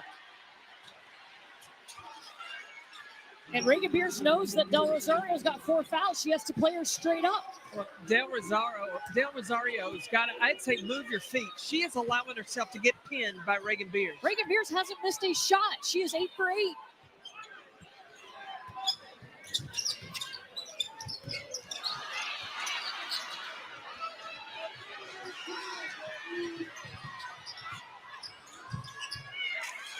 It was the jump stop for me. I like that decision. Raina Scott pulled up, didn't get too deep into the paint, and knocked down that jumper. Oklahoma within 4. Morrow spun right into a double team. That's just knowing your scout. You know that when Anissa Morrow drives, she's coming back. Scott is right there to aid, bring the assistance on the double team. Under 2 minutes to go, and Oklahoma, who trailed by 24 points, is just down by 4.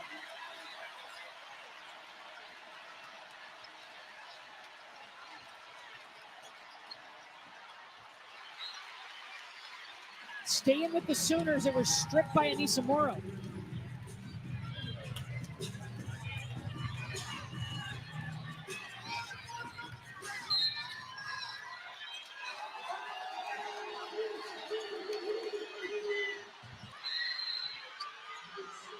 Count the bucket for Sahara Williams and going to the free throw line. Oklahoma was disorganized, and at the last second, Sahara Williams sets the screen, slips the screen to be open. Sometimes you got to break a play to make a play, and that's what Williams did. She has become a strong leader for this team. She shows up and gives her all every day in practice for Oklahoma, and it's making a difference. She just made it a one-point ball game.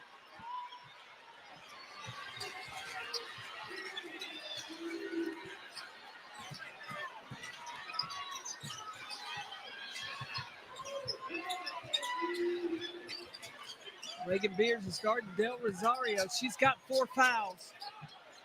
They will say, swish!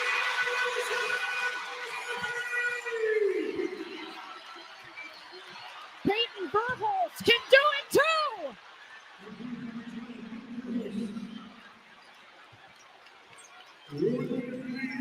Under a minute.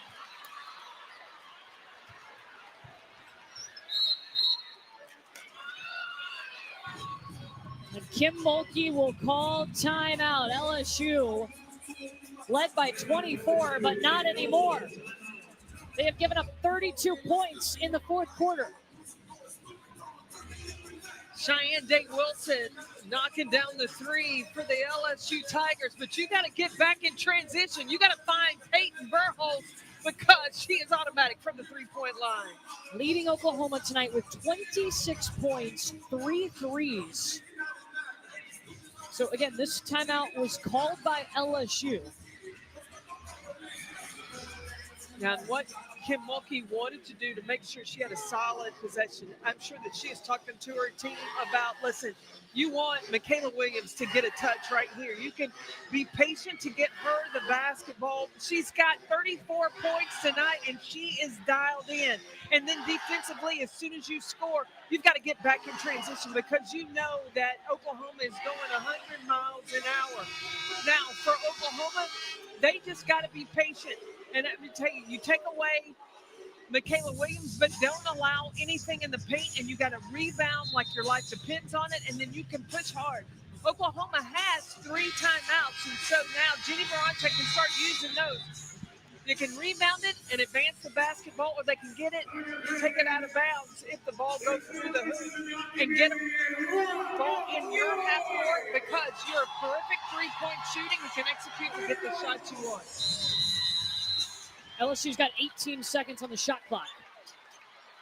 Up by a point after leading by 24. Oklahoma switching everything right now. Here's the touch from Michaela Williams. This is a 2. And need some more offensive rebound. Another chance for LSU. They don't have to be in a hurry. And Oklahoma doesn't have to foul. All they have to do is get a stop. 8 seconds.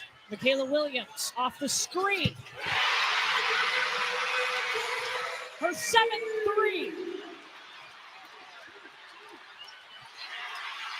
Turnover. Back the other way for the Fighting Tigers.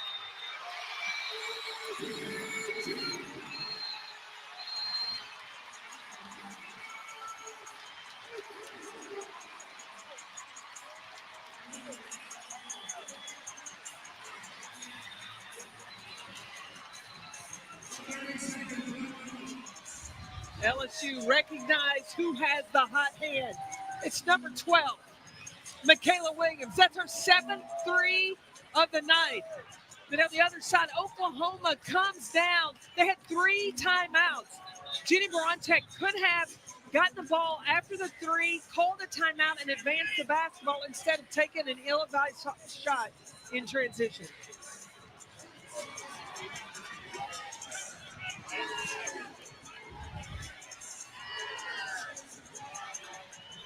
So they're looking at the clock right now to make sure it's correct and matches the time that the timeout was called by Oklahoma. It was a 1-point game, and all of a sudden, LSU is now up by 6. I think Oklahoma may have panicked a little bit after that three was made. There was plenty of time to advance it, but the thing that Jenny Brontek does have is she's got some plays in her bag in order to get the threes that she wants, but she's got to understand as soon as she scores, she's got to pick up LSU right away, got to go for the steal, and if you don't get the steal, you got to foul. Obviously, you're looking for Verhulst here, possibly, if you can get her a touch. She's leading you with 26 points tonight. They added 0.3 of a second back, so 12.9 is what the clock reads. Everybody on Oklahoma's roster, they can shoot the three, but the high percentage would be number 12. Now, if you are LSU, you got to make sure number 12 in crimson doesn't get that touch.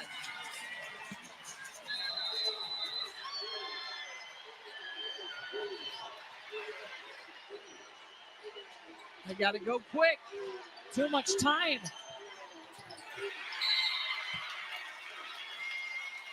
And Oklahoma will foul with 5.2 left, down by 6. Free throws on the way for LSU.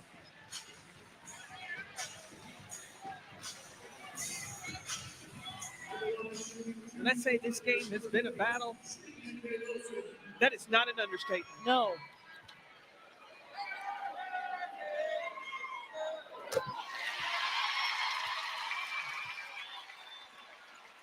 A game that's taken almost 2.5 hours. Every bucket was earned. Battle on the boards has been there.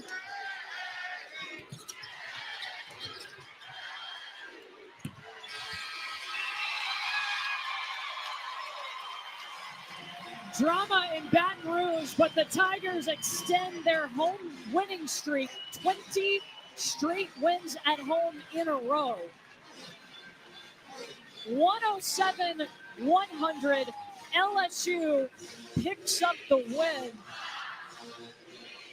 First 100-point game by both teams since 2010 in the SEC. What a wild night in Baton Rouge. LSU victorious over Oklahoma.